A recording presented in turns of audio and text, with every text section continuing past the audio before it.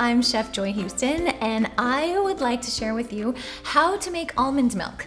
Now, you of course can buy almond milk in the store. As a matter of fact, I happen to have a box of almond milk that you could buy pretty much anywhere nowadays, which is great. I'm so glad that society is changing and looking for other options. But I do want to point out that if you buy boxed almond milk and you take a look at the ingredients, the very first ingredient listed on the box is almond milk. And then in parentheses, it says almonds and filtered water. And then it's preceded by 13 other ingredients that I personally don't feel are really necessary to have in your almond milk. So I would like to show you how to do it yourself at home. Now, there's two ways that you can make almond milk. One is the very traditional and slightly more messy way of making almond milk, and that is to soak 1 cup of almond milk in water overnight. Now, all you're gonna do is put it in a bowl, dump a couple almonds in there, cover them with water, and let's leave them overnight. Now, when you wake up in the morning, that water that they're soaking in is gonna look really nasty and grimy, and that's fine. You're just gonna rinse the almonds in a strainer, and you're gonna have nice clean almonds like this. Now, what you will see is that there are some that have split open. The skin has split open, and you can see the seed inside, and that's actually a good thing, because when we soak and rinse the almonds, what we've done is we've released the enzyme inhibitors. Now, enzyme inhibitors are something that tell the seed, don't sprout yet, don't try to turn into an almond tree, because it's just not the right time. We don't have enough moisture, we don't have fresh air and dirt and sunlight, and just hang out, be a seed until it's time. Once we've rinsed off those inhibitors and they're gone, now the seed becomes enlivened and its enzymes are starting to get activated, and they're trying to grow into a little almond tree. Now, when that happens, all of us who are fat and carb conscious might like to know this, that when a seed grows from a seed or a nut, like this, it's a seed too, right? Into a seedling and then into a tree, it's using up some of the fat and carbs that are inherently present in a seed or in a nut. So that's good for you all. You know that there is some of that starts to happen. But what's really important to me is that the enzymes are alive, and we're gonna have nice, fresh, yummy, creamy, delicious almond milk. So let's go ahead and get started doing that. All we need to do is put the almonds into a high-speed blender. I have a Vitamix. Blendtec works great too. It's all a matter of preference. I like the Vitamix for the control, the speed control.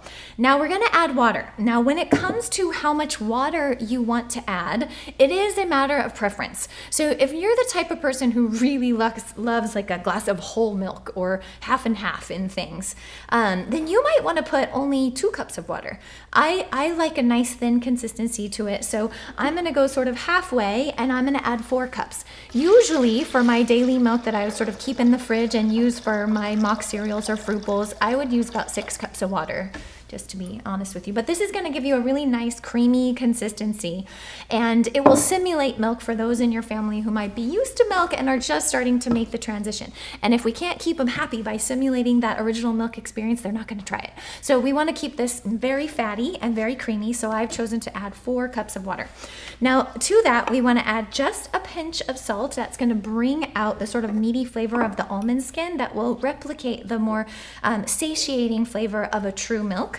The other thing we're going to do is we're going to add vanilla. Now, it's not necessary to add vanilla. If we were going to want to use this milk for something other than a sweet dish or a cereal, we may very well want to leave out the vanilla and also the sweetener. But I know what I'm going to use this milk for. I'm going to use it for sweeties, for cereal. I'm going to use it for fruit bowls. And so I would like a nice vanilla flavor in there. So we're going to add 1 tablespoon of vanilla. If you have a fresh vanilla bean, the seeds from one side of a fresh vanilla bean work really great too. The other thing I'm going to add for a sweetener is some dates. I'm going to add 4 organic dates to sweeten this. Now, when I add 4 dates, I get a really sweet and creamy milk, and that means my gorgeous little boy Maverick is going to drink it up, and I love that. So I'm going to go ahead and sweeten it. So we have now 4 dates, 1 tablespoon of vanilla, almonds, and 4 cups of water, and now we're going to make a ton of noise.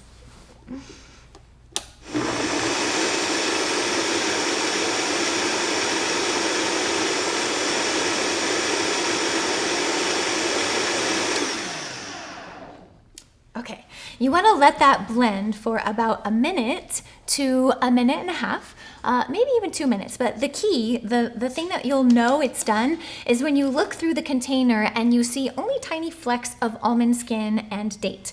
or certainly almond skin. If you choose to sweeten that another way instead of date, that's fine. You might want to use a coconut sugar. Some people still really like to use agave. It's not my favorite. Dates are my favorite. The reason they're my favorite sweetener for this milk is because it's a sugar for fiber perfect balance, right? If I take an agave nectar or even a coconut nectar, I'm going to get a lot of sugar without the fiber that I would have normally gotten from the food that sweetener came from. With dates, I get the same sweetener and the same amount of fiber from the whole food. I love it. So that's the reason it is my sweetener of choice. So I'm going to go ahead, put this messy lid over here. Now this is a really messy process, and this is why you may want to shortcut sometimes by using almond butter. Now when we do that shortcut, you'll see how very easy it is. I'm going to just do half of this at a time so I don't make a huge mess. Although be wary, the first time you do it, you're going to make a mess. Don't worry. Try milking a cow. That's messy too. So here we have our almond milk udder. This is going to drip right into the jar. Now, if I was to take the top of this bag and squeeze it like I would say a frosting bag if I was frosting a cake, what will happen is you will go through nut milk bags like crazy. You might as well order them by the dozen. The better thing to do is let the main body of the milk drip off, and then to grab the milk from the bottom. You want to have clean hands, right? Because this is going to drip everywhere. And start milking your almond bag. Just like milking a cow, you're going to start with the top finger and then move the next finger down and the next finger. And this is your almond version of Bessie. So her calf, good old Bessie's calf, still gets its milk. And we can have milk too thanks to some sprouted almonds. So you're going to continue this process until all the milk is out of the bag. And as you can see, it does make a little bit of a mess and it's a little slow going, but it certainly tastes amazing. And once you have tried this, instead of the almond version that comes in a box, the almond milk version that comes in a box, I don't think you'll ever go back to the box unless you absolutely have to. Now, sometimes if I'm traveling or this and that, yeah, I'll go there. Actually, there's a new brand. I believe it's called Blue Point. They sell it at Whole Foods is the only place that I've seen it so far. I haven't seen it at any of our other local markets here in San Diego. They make an amazing almond milk, a fresh one, made just like this with the same ingredients that I'm using. It is delicious. However, the only thing that I might warn you about is that I think they give you a 12 or 16 ounce thing of almond milk. I'm just going to set this aside. You could squeeze a lot harder, but I don't want to waste too much of your time squeezing almond milk. So that almond milk that they have at Whole Foods, it comes in a glass container, which I think is great. You get about 14 to 16 ounces of almond milk, and it costs $12.99 a bottle. We just... a Vitamix would pay for itself in a year if you were saving that amount of price difference. But you can see when something is made with that level of care, that you would almost have to charge that much. So now we have some almond milk here that's ready to go. We have the other half of the mixture here too. I'm going to go ahead and pour this off actually, so that I can skip ahead and show you how to make the fast version. So that all of you out there who are going, Joy, you're a nut bar, I would never, ever, ever, ever do that. I hear you, it's cool. I have 2 kids, I work, I know.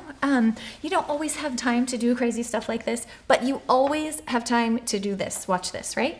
Okay, so before you can run to the store and get a box of almond milk with 13 extra ingredients that you don't need, and by the way, if you have time on your hands, you might want to Google a few of those other 12 ingredients, particularly natural flavor, and see what's in those things. And you decide for yourself whether or not you want your family to be consuming those things.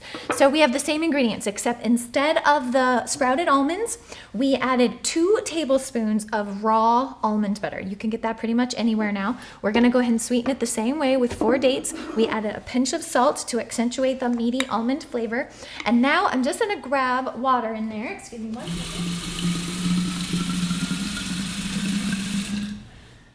Okay, and we're going to add the same amount of water, right? 4 cups of water. I'm going to fill this up to 4 cups. Perfect. There we go. Is that right? We've got room for the almond butter. We're going to need this container, so we better have it empty. Okay, and then we're going to fire this up. Doesn't even take as long because it doesn't have to break up the whole almond. So this is going to go really fast.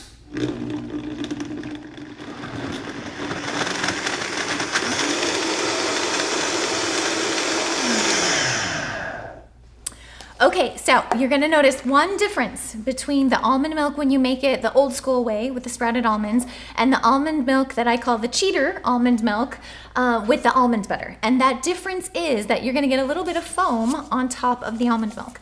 Now, I don't expect you to take my word for the fact that they are both equally delicious. So I am going to give you some verbal verification from our cameraman, if you do not mind, and have him confirm for you that they are both absolutely creamy and absolutely delicious.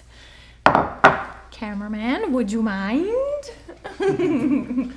This is Travis. Okay, Travis, you can be honest with me. Do you know which one is which? Yes, I know which one is which. Okay, let me try these out. Okay. That What is do you good. think? That is good. I like that one. Okay. That one's better. You like that one better? This one's good and creamy and delicious, but there's something about the flavor to this one. I'm gonna taste that both too. Oh yeah, this is clearly yum. in the Pepsi Okay. challenge. Okay. Clearly the I'm gonna winner. taste the difference too and Okay. see which one I like better. Okay, no, which one did you like better? Which one? I like that one. You better. like this one better. Clearly, that's the winner. Okay, this was the cheater version. Ah, You like the cheater version better, so of there course, you go. I like the cheater version. High five. Thank you so much. My pleasure. So as you can see, you don't have to take it from me. Either way, it is creamy and delicious. But even our own trusty cameraman said the fast version is awesome. So don't feel like you have to slave over and do the sprouting of the almonds before. If you want to do it and you enjoy the process, do it. But if you just want to save your kids and your family and yourself from those extra 13 ingredients that are in boxed almond milk, by all means, use the cheater version. Just keep some raw almond butter in the refrigerator and you are good to go to make your own almond milk fast, easy, and quick.